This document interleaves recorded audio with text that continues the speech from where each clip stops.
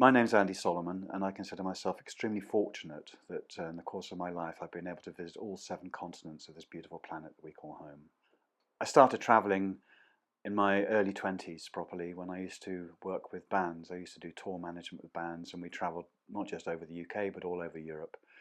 And I loved the experience of being in these places with different languages being heard, trying different food, different beers, and just seeing how people lived different lives to what I was used to in southeast London at the time. The famous photographer Henri Cartier-Bresson talked about what he called the decisive moment, where all the ingredients of an image all come together to capture that moment in time.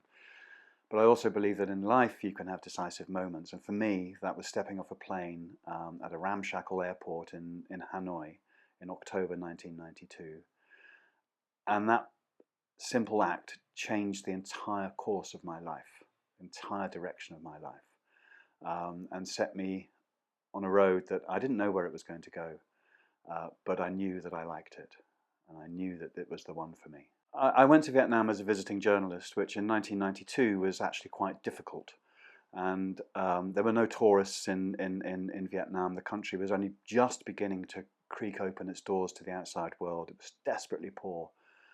And what I saw was a wonderful, friendly people, a beautiful country. I travelled all over the country in those first 3.5 months that I was in the country. And I got sucked into this very alluring and beautiful place. The people were incredibly warm and hospitable, and everywhere I looked there were surprises. Life was very different compared to what I was used to in the West. Coming from London into Hanoi in 1992 was in many ways stepping back in time. The electricity was unreliable, to say the best. Very few houses actually had running water inside their properties. They may not have had a toilet. They would have had communal toilets that they shared with neighbours. It was another world, but I was sucked in and I absolutely loved it. But the thing that really, I suppose, really changed everything was I met a girl. I met a woman who became my wife. We've now been married for 31 years. She's a Hanoian. And that enabled me to start to create a really close bond with the country and the people, and of course my wife's family as well.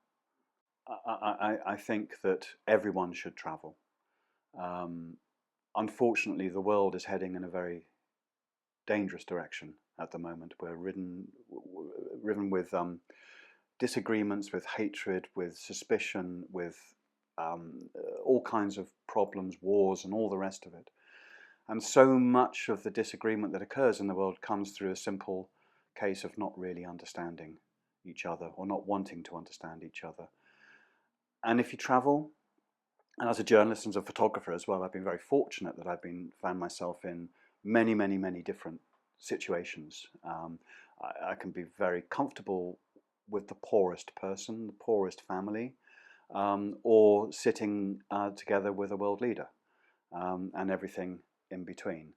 And what is important to understand, I think, is that as human beings in this planet, we are united by a common set of wants, needs, and desires.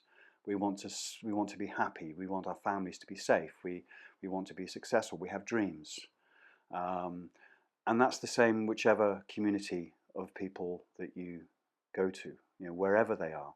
They might eat different food, they might dress differently, they certainly will speak differently with different languages. But this is the richness of the world that we live in, and we can learn so much from each other. And if you travel and you open your eyes and then open your ears and your mind, there's no going back. There are different ways of traveling, obviously. There's doing it yourself or paying someone else to do it for you. I always say that I'm a terrible tourist, but a really good traveller. I'm unlikely to join a massive queue, for example. Well, I know this for a fact because this is what I did. A massive queue to go and visit the Sistine Chapel at the Vatican. Beautiful thing.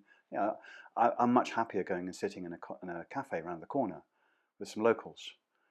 And whether we speak or whether we don't, but just experiencing life. Travel is not a tick box exercise. You know, travel needs to broaden the mind, and by broadening, by going to places and learning about things. Of course, those could be great works of art, which are also prime tourist destinations, but it's about knowledge. Knowledge is power. Traveling is going and spending time with people. It's about walking the streets, exploring the unknown. Um, you never know what's around the next corner. Of course, you could get mugged, you know, or you might find someone, which is probably much more likely, who invites you into their house and sits you down and gives you a cup of tea or even a meal. I've never been mugged when I've been traveling. I've been given lots of hospitality. People are generally very open. If you show an interest in their lives, they will respond to you. If you go and walk in a human train, following someone with a flag in their hand through the ancient Medina in somewhere in North Africa, of course you're going to get no contact with the local people. You just, you know, tick, tick, tick, tick. You've done all those things. That's not just seeing the physical shape of stuff. Is not travel. Travel's experiences. Travel's about spending time with people. It's about doing things. Some you may like, some you may not. But if you don't do them, you never find out. I have many favourite moments of travelling. Almost anywhere you go, you're guaranteed to find something of note. In the early days in Hanoi, when I was there, so the early mid-90s, I suppose, Bir Hoi, which is a Hanoi institution, is somewhere that people would go after work, be very loud, very crowded, busy, lots of men with red faces as they drink copious amounts of beer, and a very social event as well. And the barriers would just crumble. People would just start to mix in, and as foreigners in that environment, well, at the time there were very few foreigners in Hanoi. People were keen, really keen. They wanted to have maybe the kudos of speaking with a foreigner, but also they wanted to learn. They wanted to learn about the outside world, and I always joke with my Vietnamese friends. You know, well, I can speak a little bit of Vietnamese, but I joke. I say that yeah, I went to university. I said, did you go to university? I said, yeah, I went to university. I went to Chung Dai Hop Bir Hoi Hanoi. I went to the Hanoi Bir Hoi University, because there you met people from all walks of life. From the poorer people to state employees to entrepreneurs to some dodgy people and some, you know, all kinds, you know, of people, and wonderfully warm experience, you know, where they would refuse to allow you to pay under no circumstance. It was really difficult sometimes to pay, even though it cost pennies, didn't cost very much at all. But the atmosphere was always wonderful. And I used to play football in Hanoi as well. And we had the Hanoi Capitals football team. And after we played a game of football, we always used to have the first half, the second half, which is the match, and then the third half, which would be more than a half. It would be the two teams coming together at a Bir Hoi place. And, you know, big group of people, maybe, you know, 40 people in total or something, all the hangers-on and everything. And we'd have these wonderful, wonderful sessions. And again, it's about, you know, back to travel. You know, it's if you don't spend time with the people and the places that you're going to, then you're going to come away poorer. You're missing an opportunity.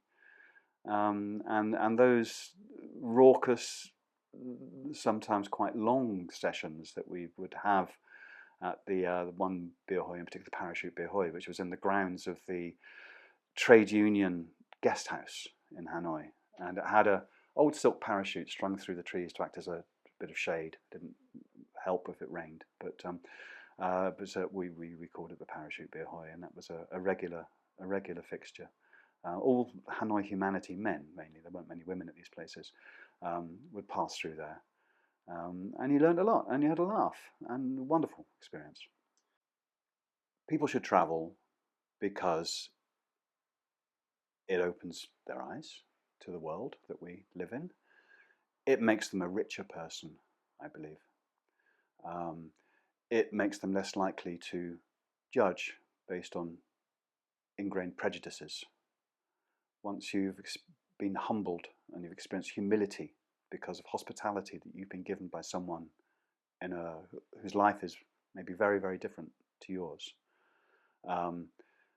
it enables you to not judge, not prejudge, I should say. And it enables you to have experiences that otherwise you wouldn't even be able to imagine. Until they happen, you don't know. Until you find yourself eating snake, or or doing something, riding on a motorbike with 4 other people. Things that you would never have thought of doing, maybe where you come from. And it's just, you look back, and my life is full of these rich experiences. I can remember little incidents, little snippets all the way through, and I wouldn't have it any other way. And even though I don't live in Asia anymore, I still travel as much as I can. I like going to new places. I like going to new countries. I like having new experiences.